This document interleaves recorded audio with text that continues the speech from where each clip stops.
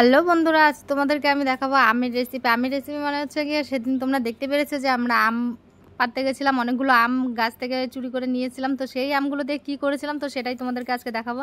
আর আমি কি করে আমের আচার বানাই সেটাই তোমাদের সাথে আজকে শেয়ার করব। তো আমের আচারের সাথে লঙ্কার আচারটা দিলে অনেকটাই টেস্ট হয়। তো তোমাদের দাদাভাই বাজারে গেছিলো লঙ্কা নিয়ে আসতে, তো খুঁজে খুঁজে এই লঙ্কাগুলো পেয়েছে। তো আমি এদিকে মশলাগুলো ভেজে নিচ্ছি। আগেরবার যে আচারটা আমি দিয়েছিলাম সেই মশলাটা এত কড়া ভেজে নিয়েছি, মানে ফার্স্ট টাইম আমি করেছিলাম তো আমি বুঝতে পারিনি। তো মশলাটা অল্প মানে খেতে যেন কেমন কেমন লাগছিল। তো যাই হোক, আমি মশলাতে নিয়েছিলাম হচ্ছে গিয়ে ধনে, মৌরি আর হচ্ছে গিয়ে শুকনো লঙ্কা কটা। তো সেটা ভেজে নিয়ে আমি মিক্সচারেতে এই দেখো গুঁড়ো করে নিয়েছি। আর এখানে আমগুলো রোদে দিয়েছিলাম। আমি রোদে ছাড়াই ওটা একবারে বানাতে চেয়েছিলাম, কিন্তু তোমাদের দাদাভাই এত ক্যানের করছিল, বলে না ওভাবে করো, রোদে দিয়ে করো, আমরা যেভাবে ছোট থেকে খেয়েছি তো সেভাবেই করো। তো যাই হোক, আর কি করো। হ্যালো বন্ধুরা, আজ আমি 1xBet এর সম্পর্কে তোমাদের কিছু কথা বলতে চাই, যেটি বিশ্বের সবচেয়ে বিশ্বস্ত বুক মেকার। PSG এবং সিরিয়াস এই অ্যাপের স্পন্সর। এই অ্যাপে আপনি সমস্ত লাইভ ম্যাচের ফলাফল এবং লাইভ ম্যাচটি দেখতে পারবেন।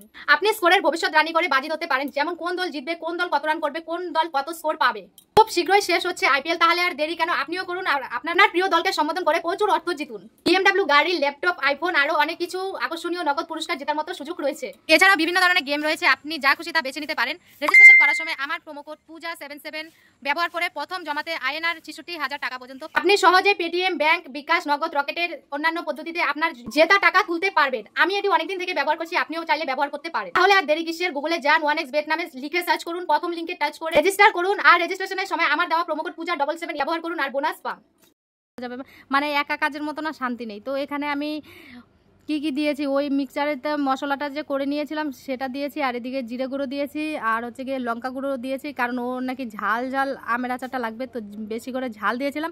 আর আমি একদমই চিনি দেইনি, চিনিটা তোমরা চাইলেও দিতে পারো, কারণ কি বলো তো, তোমাদের দাদাভাই বলে মিষ্টি আচার খাবো না, আমার ঝাল আর টক আচারটাই যথেষ্ট ভালো লাগে। তো যাই হোক, তো এখানে সব কিছু দিয়ে আমি মিক্স করে আমি কিন্তু কোনোদিনও এইসব জিনিস পারি না। আর এখানে আমি তেলটা গরম করে নিয়েছিলাম, গ্যাসেতে হালকা গরম করেছিলাম, তো তেলটা ঠান্ডা করে আমি এখানে ঢেলে দিচ্ছিলাম। এখানে সব মশলাপাতি নিয়েছে, একটা কাচের বয়ম কিনে নিয়ে এসেছি, যার দাম মানে 100 টাকা নিয়েছে শুধু বয়মটার জন্য। তাহলে ভাবো আচার খাওয়ার কত শখ। তো বেশি করে আম নিয়েছিলাম, আরও এখানে এই আমগুলো দেখতে পেরেছো, আমি আরও আম কেটে রোদে দিয়েছিলাম। এই আমগুলো আমি কিনে নিয়েছিলাম, আর চুরি করা আমগুলো রেখে দিয়েছিলাম, ওটা আলাদা আচার করবো বলে।